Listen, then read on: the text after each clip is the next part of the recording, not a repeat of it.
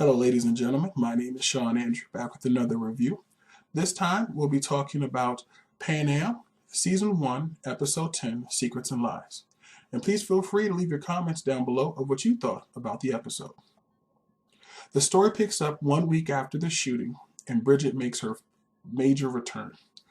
Kelly and her are talking about the previous mission where Kelly had to ensure us that some names didn't get out that would end up exposing people like Bridget. And in doing so, and successful as it may have been, Bridget can now come back and have her life, including the life she had with Dean. Kelly meets up the next day speaking with her informant, and she learns that she has to take a lie detector test. And by this time, she also lets him know that, hey, I want to get out of this, but now the lie detector test has to be taken first so that they can corroborate the stories, because this happened overseas. It's a pretty major deal. You can't just walk away at this very point in time. So on the actual plane ride to London, Bridget learns that not only does she need to take a lie detector test, that's even more important for her to do so, but then she must realize she must pass it, because we found out that Anderson lied and said that he was the one that killed the man and not her. She shows her different signs of worries because she doesn't really know how to go through and cheat a polygraph test. He says, don't worry, I'm going to show you how to go through all of that. And for the first couple of tries with him teaching her, it doesn't really go too well. She seems to be a little bit frustrated. The fact that she killed someone is very heavy on her, which makes sense. She storms off at one point, and she has a quick talk with Bridget down at the bar. And Bridget lets her know, hey, this is how it is for everyone. To an extent, this is what you signed up for. And yes, things do get dirty. Yes, you do things that you wish that you could undo, but this is what comes with the job. So she actually goes back, she takes the test, and we come to find out that she actually passes. And she has this kind of smile on her face afterwards when she meets up with Anderson again. And it almost seems as if she's not going to leave, at least not yet. We then move over to Maggie, who's still having conflicting feelings towards Congressman Rawlings. He's been trying to reach out for a while after the whole situation happened with her not liking his speech at the hotel and setting it on fire, and apparently a little bit more caught on flames as well.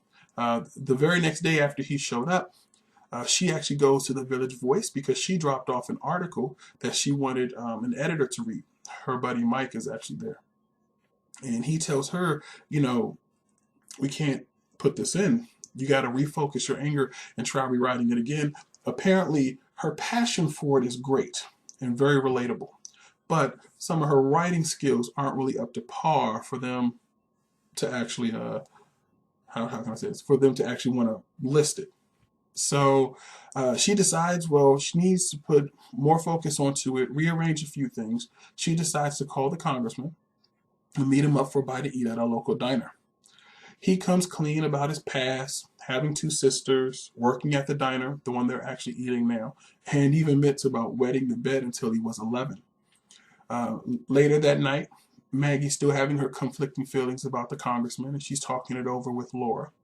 And out of the blue, they receive this urgent call from Mike from the Village Voice and finds out that they were an article short, and he rewrote her article and sent it off to the press, now putting her in a tough spot.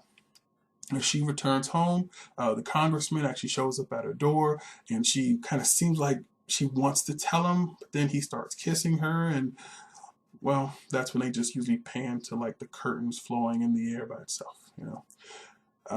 We then go over to Laura.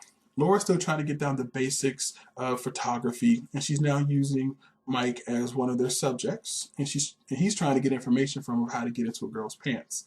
Now, even though she's not looking to help, she does reveal some very interesting personal information about herself. Like, she's not going to wait until marriage to have sex. That kind of sparks Mike's attention even more, but he downgrades that pretty quickly. Meanwhile, Mike and the girl of his interest actually is having a kind of a luncheon with his father. Now, his father through the majority part of the lunch is just downgrading him right in front of her. You need to apply yourself more. You're not really the best anyway. Fix this, fix that, blah, blah, blah. And then she kind of turns the table, talking about, I remember when you were in college and you applied for the opera, right? And then he's like, no, I don't remember that. And, Mike is just like, really? My father? It's so weird. And he's like, yeah. And then there was a position where there was no male roles left, only females. And lo and behold, his father went for the role and got it. So, Mike is sitting over here and he's just total in awe. He's definitely impressed by how she's able to handle herself and to an extent how she's able to stick up for him, especially going against his father. He even grabs her hand kind of firmly at the end in this level of excitement. This then motivates him to do something else. He goes back to Laura and gives her this top of the line professional camera. And then he asks her, hey, can you help me pick out a ring? I want to ask this girl to marry me. Even though what we don't see on the side is just that Laura is actually starting to show feelings for him. Some of the pictures that she had taken of him, she seemed to take a longer pause and a sigh. You can tell there's those emotions starting to build, which is funny though, because she semi had something before in the beginning of the series, but then he was a bit too forceful and then she kind of broke it off. Yeah, that part was kind of weird. So I don't know if those feelings are just resurfacing or is it now this new information is now making her think differently. But I'm not really seeing the connection of what Laura is giving to pair what Mike is giving off. Because before, that's what Mike was doing. Mike was definitely showing he was interested, and Laura seemed kind of off-put. And now Mike is interested in somebody else, and now Laura's starting to show some type of interest. So that cat and mouse is going to be kind of interesting how they carry that out the rest of the series. And finally, over to Colette. Colette and Dean are planning their London activity just as they happen to run into Bridget. Dean immediately walks off as she's trying to explain and say sorry, but Dean is way too angry to hear this. As they're on the plane, he meets up with Colette. He's like, I want to reassure you right here, right now, that I'm staying with you. Bridget had her time, and it's done. But Colette isn't fully buying it. After the plane takes off, Bridget tries to talk to Colette and explain, I was sick. There were some things I were going through. If you could just give Dean, a few minutes of his time for us to talk, and I would really appreciate that as a friend. Of course, at this time, Bridget still doesn't know that Colette and Dean have been dating. So that's kind of awkward. And I can't say that I haven't personally been in a situation very similar to that. So Bridget does get her time to talk with Dean, and Dean again is kind of sick of it. He doesn't want to hear it. He kind of just leaves her up and goes. So after that, Dean then goes back to Colette, letting him know, hey, I want you. Bridget's still here. She's trying to talk to me, but I want to reassure you, I still want you. But now Colette is officially at that position after having that conversation with Bridget that, love is a hard thing to break. And apparently it had only been a few months and you were ready to marry her. So maybe we should just stop this now. So she kind of lets Dean free. So Dean's back sitting at the bar and Bridget tries again. She is definitely trying to show that, she wants Dean, hands down. She then tells him this time the actual truth, that she's a spy. Dean again seems a bit off-put by the information, kind of believing it, not really believing it. But then she grabs him and says, hey, look, you look me in the eyes and you tell me you don't love me at all, and I will leave. And lo and behold, like most situations, they start kissing, go into the room, and Colette is officially now by herself.